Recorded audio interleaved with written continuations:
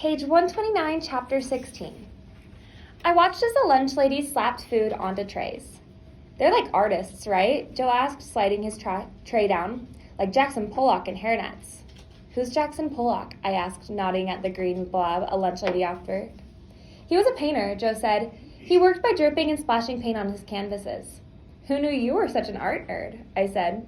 I'm a man of many interests, thank you very much. Joe said, come on, I told this kid I know named Benny to meet us at my usual table. If you're serious about this band thing, you're going to want to get to know him. The slapping and dripping of food was so mesmerizing that I didn't notice a pile of cilantro the lunch lady dumped on my serving of guacamole until I slid out of the line. Great, I muttered. Its sickening, soapy scent drifted up toward my nose as I nervously followed Joe to his table. I'd been eating lunch in the library whenever Mr. Baca would let me stick around. I even offered to reshelve books when I was done eating. It was a good way to avoid Selena. Plus, it just felt weird to sit alone in the cafeteria every day. Hey, Ben man, Joe said and slapped his hands with the boy at his table. It was a tall kid I'd met in the lunch line on my first day. This is Maria Luisa, dude. Malou, I corrected him, and I set my tray down across from Benny. Hi. Fan of the orange blob, huh? Benny asked. Yeah, I guess so, I said, looking down at my double serving of sweet potatoes with butter and cinnamon. Benny here just joined the school marching band, Joe said. We used to play together in this kid mariachi group back in the day, Joe said. I can't believe our moms made us do that. Remember those little suits we had to wear, bro? Still doing it, bro, Benny said. He gave Joe a look that said he didn't appreciate him poking fun at the kid mariachi band. That's cool, Joe said. So, not to change the subject, but Maria Luisa is forming a band for the Fall Fiesta talent show, and I told her you might be interested. Is that why I'm here? Benny asked. I thought you were missing the little mariachi suits and wanted back in.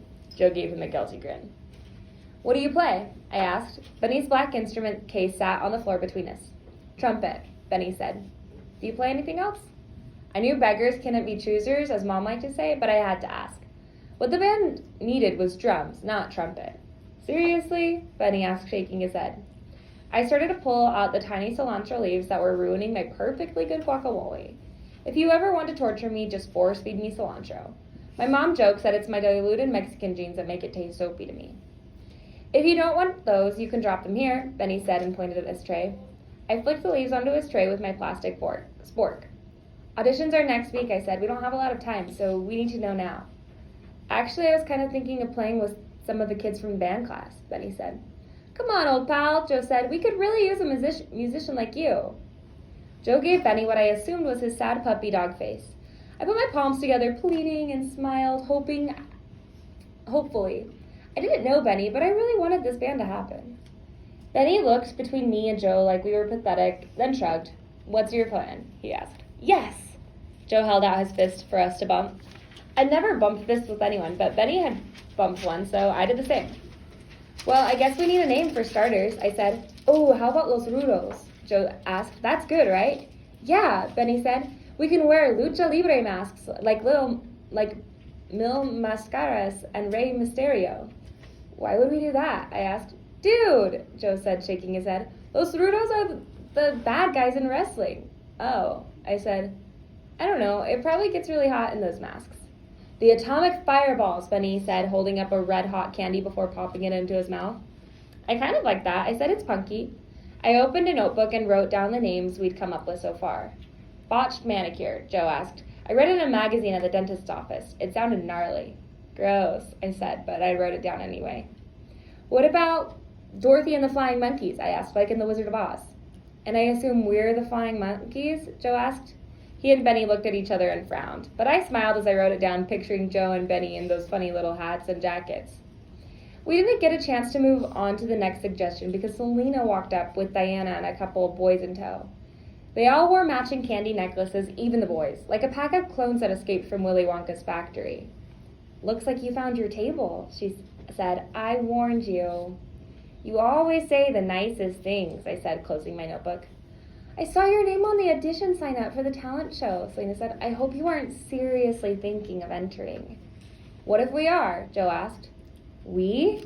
Selena asked. You too, Benny? Are you playing your trompeta? Maybe, Benny said, looking uncomfortable. I bet it'll be some kind of weird coconut music, right, Maria Luisa? She winked at me like we were in on a joke together. It was the second time she'd said something about coconuts, and I still didn't get it. What are you doing? Joe asked. Your tired cucaracha killing dance? Selena pulled off her candy necklace and began playing with it, twisting it into its cat's cradle. You seem to have forgotten that you were into that cucaracha killing dance, too, before you turned into a coconut. It's true, Benny said, laughing. Joe could stomp like nobody's business. Joe punched Benny in the arm. You guys are no fun, Selena said, pouting. Move along, then, Cantinflas, Joe said. I remembered Cantinflas was one of the Mexican comedians my abuelo liked to watch. He had a funny little mustache that looked like it was drawn on with a pencil. I giggled at the thought of Selena with a pencil-drawn mustache over her lips. Selena put the palm of her hand in Joe's face. Later, weirdos, she said, then turned and walked off with her friends. Why'd you let her call you a coconut, Maria Luisa? Joe asked. I don't even know what that means, I said. A coconut? Joe and Benny looked at each other and laughed. Brown on the outside, white on the inside, Benny said. Get it? I could feel my ears burn. Suddenly the joke made sense. Forget her, Joe said, swatting in her direction. I'm hyped about this band. We can practice in my basement. My mom has stuff in there from her band days we can probably use. Don't we need a fourth person? Benny asked. Right now we're a 3-person band. I'll play guitar, Joe said. Maria Luisa, you're good to sing, right? Malou, I said. It's Malou. I would have felt more annoyed that Joe kept calling me by my full name if not for the news that I'd have to sing. What had I gotten myself into? Yeah, I guess. I can play bass. Bass? Benny said. I mean, I don't know how to, but maybe I can figure it out.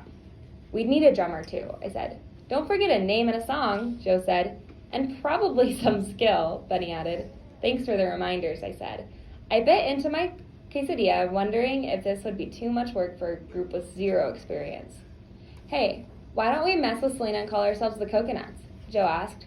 He and Benny cracked up, but I wrote it down in my notebook. I chewed on my cap. What about instead of the Coconuts, we're the Cocos? I asked. I was kidding, Joe said, and no offense, but that's pretty awful.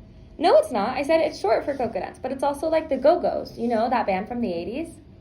Benny and Joe looked at me like they had no idea what I was talking about. Ask your mom about the Go-Go's, I said with a sigh. She'll know. Anyway, Coconuts is supposed to be an insult, right? So we use it in our own way, and then it isn't. That's totally punk rock. Whatever, Joe said with a shrug. Let's just go with that. Really? I asked. You should care more. It's our band name. Like you said, Joe went on, we don't have a lot of time to waste. I like the Cocos, Benny said, even though I'm not a coconut myself. He laughed. I looked down at the page in my notebook, then at Joe. So, we're the Cocos? He cupped his hands around his mouth like a megaphone. Señoras y señores, put your hands together for the Cocos. We all laughed. We had a name, and by the end of the time the bell rang, we had a plan to meet at Joe's the next day after school. As I walked to class, I spotted Ellie's red messy bun and pin-covered army jacket ahead of me. I got an idea and quickened my pace until I caught up to her. Hi, I said. How's your petition going? Oh, hey, Ellie said. It's going pretty well. I've got 113 signatures, but I think I can get more before I present it to Principal Rivera. That's really cool, I said. Can I ask you a question? What's up? Do you like to play any instruments? Let me think. Ellie looked up, pretending to think about the answer. No. Okay, wait, that's a lie. I played the recorder in 5th grade. Recorder, huh? I said, thinking of how that could help the band. Okay, well, do you want to be in a band? Why would I do that? She said and laughed. I just said I don't play an instrument. This is a totally separate question, I said. Forget the instrument part. Band? I don't know, Ellie said. I'm kind of busy. You've got a guitar pin on your bag, so you must like music, right? I followed her down the hall, even though we were going in an opposite direction for my next class. Well, yeah, I like music. That doesn't mean I want to be in a band, she said. She glanced at her phone. Sorry, I'm gonna be late. I knew I was about to lose her, so I said the only thing I knew might make her think twice. It would look good on a college application, I said, right? Ellie stopped walking and looked at me like maybe she was actually considering it.